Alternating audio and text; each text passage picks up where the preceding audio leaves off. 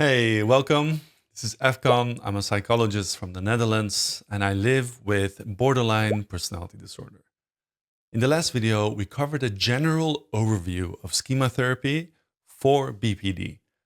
That was the first video in the Schema Therapy series. Today, we're diving into the second video of the series, the 5 core emotional needs and why understanding these is so crucial for healing BPD. Okay, let's get into it. So, why does schema therapy put so much emphasis on needs? So much so that it's often called the needs therapy. So, the idea is as human beings, we don't only have physical needs, we also have emotional needs.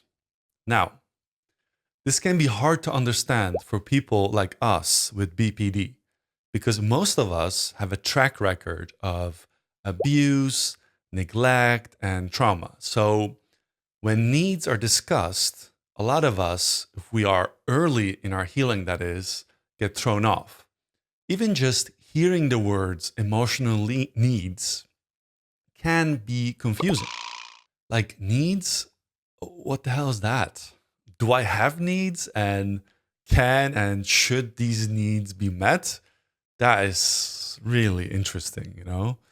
Or there's this feeling of like, okay, I get where you're coming from, at least logically speaking, but I don't think I am deserving to be treated in such a nice way. Where my needs are met by myself and others, like that is crazy. So, since you're listening to this video, I just want to remind you, like everybody else, we deserve to have our needs be met. But also, let's be honest, we don't always go the right way about it because often we lash out or we act very impulsively. So we don't always make it easy on others to meet our needs. But the good news is that if we can satisfy these 5 core emotional needs in a constructive way, that means without hurting others or ourselves, we can and we will start to heal because we're not born in this defective way forever destined to be sick. Most of us were just born with a sensitive temperament. We didn't get our needs met. We were traumatized on top of that. So we got sick and that's it. So I'm very sorry that, of course, this happened to you and to me. But the good news is that we really can get out of it. Now, for people like us who suffer from BPD, it is hard to know what our needs exactly are because BPD often comes with feeling empty, dissociating, identity problems, and the list goes on and on. So basically, if we are early in our healing journey, everything that we think is normal, we think we want or need is very confusing. So we get really overwhelmed and we don't even know how to start healing. So this is where the 5 core emotional needs of schema therapy can actually help us because it gives us a certain framework, a language as it were. Now, this language is actually universal and most people are intrinsically familiar with it because most people see their emotional needs just as natural as their physical needs. But for many reasons, we don't. Now, that being said, the best way to understand all the 5 core needs is to look at it back when we were kids. Because when we look at it through child's eyes, we can see the need clearly without all the complexity, rationalizations, and culture that clouds it as adults. And the needs remain the same in adulthood anyway. So, now, the 5 needs that we're going to discuss, especially with childhood examples, may sound so self explanatory once we start talking about them that they may almost sound a little bit silly. But keep in mind that when these needs are not met, day in and day out, and years pass by, this is when we get sick. Therefore, it is crucial for us to understand how normal needs, beginning from childhood, look like.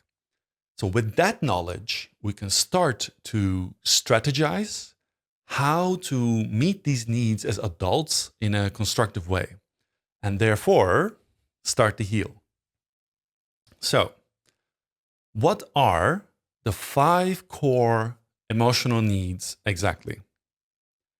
The first one is the most important one, and it's called safety and connection, or in short, attachment.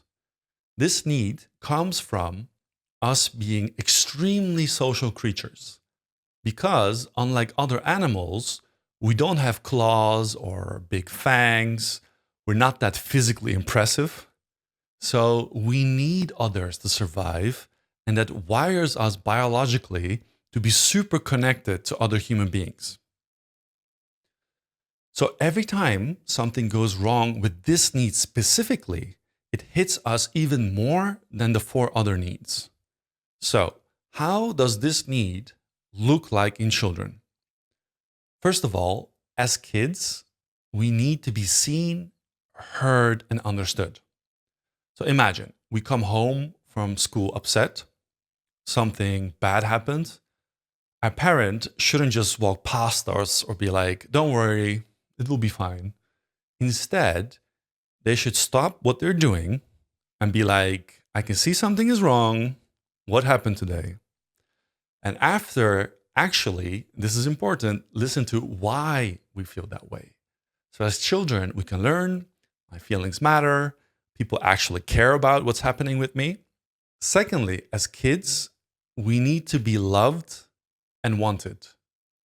So it has to be almost like we're just existing. We're not doing anything special besides just being ourselves. And our parents should be able to tell us things like, I'm really glad you're here. I love having you as my child.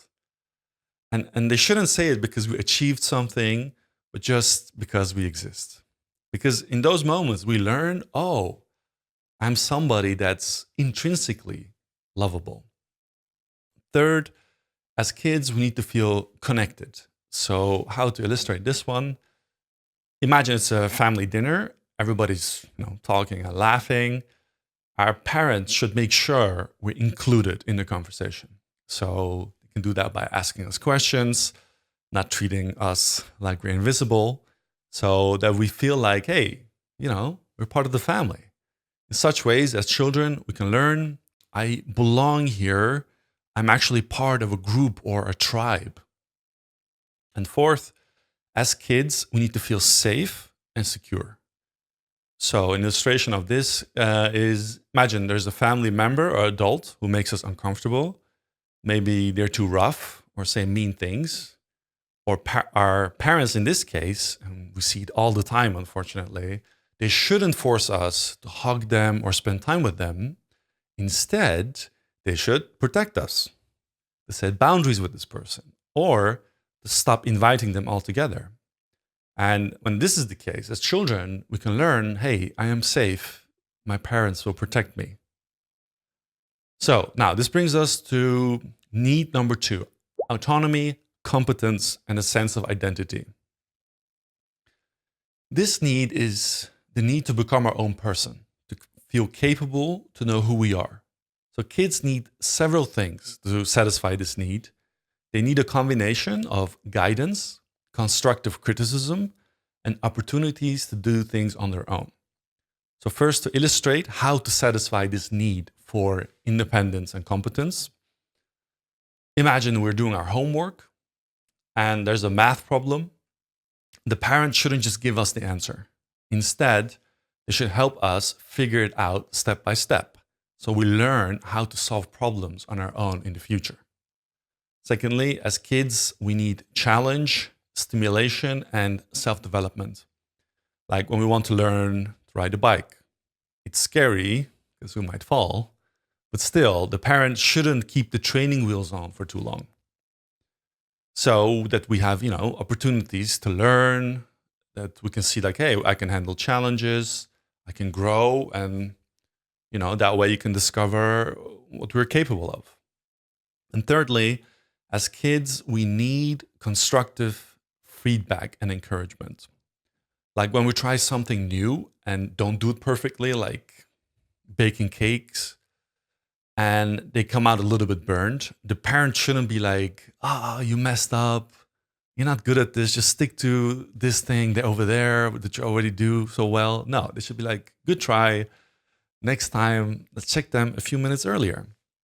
So this way, the child won't feel like a failure and can learn that, mistakes are okay. They're just part of the process of getting better. So this brings us to need number 3, freedom to express valid needs and emotions. So this is the need to be allowed to feel what we feel and to say what we want or think without being shut down. So how does this look like when expressing our feelings goes well? For example, imagine we have been building a Lego castle all week and our friend comes over and accidentally knocks it down. And, we're furious, obviously, and on the verge of tears. The parent shouldn't be like, it was an accident. Don't be so dramatic, or just ignore us, or maybe even low-key laugh at us. That is bad. That's not good at all. Instead, ideally, this should be like, I know you worked so hard on that, and I understand you're feeling angry right now. Your friend didn't mean to, but yeah, it's okay to be upset. You worked really hard on it. So, in those moments, we can learn that our feelings are valid and we're allowed to express them. Secondly, as kids, we need to be able to express our thoughts and opinions. So, for example, let's say the family is deciding on a pet dog or cat, and you really want to have a dog. So the parents should ask, tell us why you think a dog is better for our family. And then we can explain them, because I want a pet I can go on adventures with outside. And the parents ideally should say something like, that's a good reason. Let's talk about whether we have time for daily walks and see if that works for everyone. So let's say, even if the family doesn't get the dog, in such ways as children, we can learn my thoughts matter and people take my opinions seriously. And thirdly, even though it's kind of overlapping, as kids, we need to be able to express our needs and preferences. Okay. So let's say, it's morning and you're about to go to school and your parent asks you, what kind of sandwich do you want for school? We have ham and cheese or peanut butter and banana.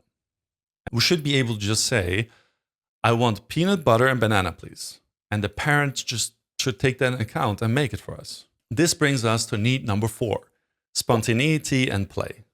So this is the need to be free, to be silly, to have fun, without everything being a quest to achieve goals, to learn, or to be productive.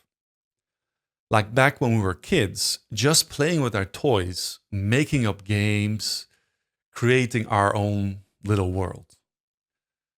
And in such moments, ideally, the parent shouldn't turn it into a teachable or learnable moment, or be critical because the thing we enjoy is, in their opinion, useless for our future.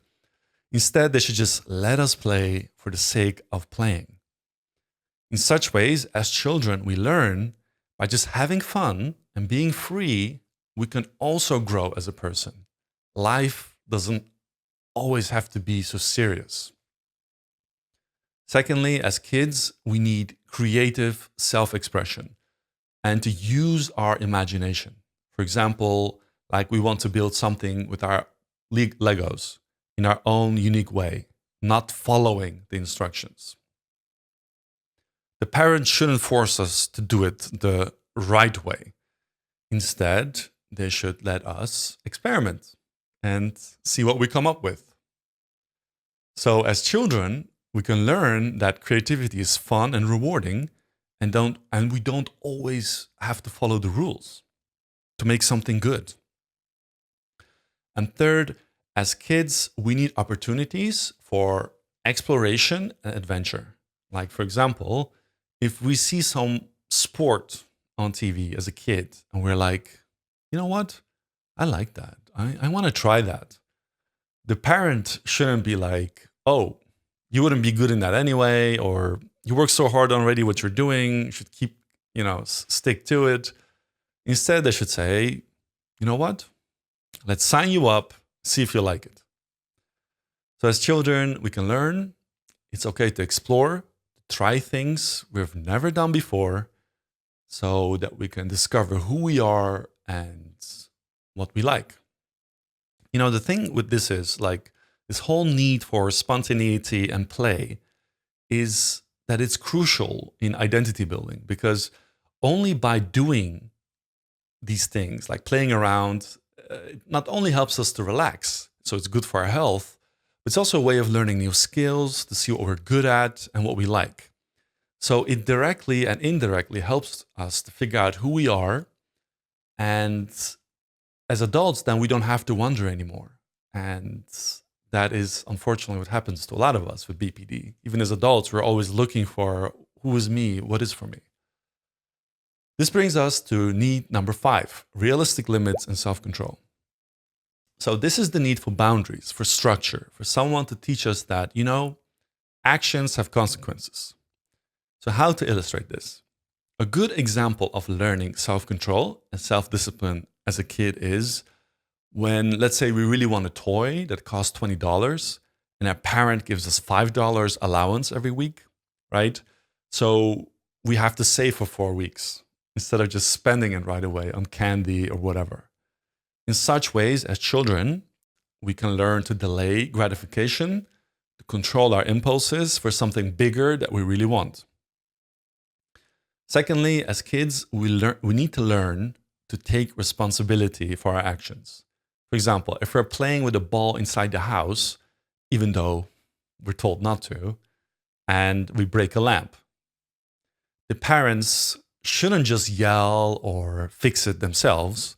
Instead, they should be like, you broke it because you didn't listen.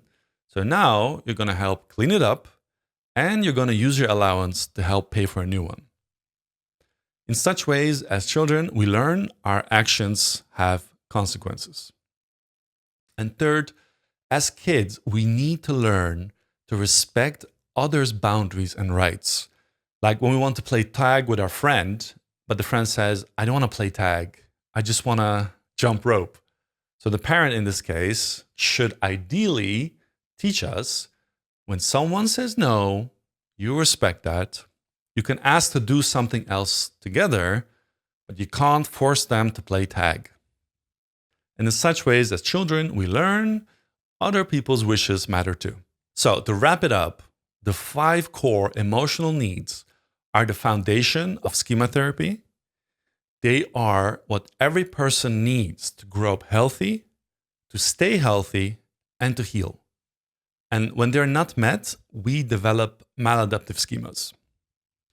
Next time, we will talk about the 18 maladaptive schemas, what they are, how they show up, and how they affect us. You'll be able to find that video in the Schema Therapy playlist on this channel, and it will be the 3rd video in the series, this being the 2nd one.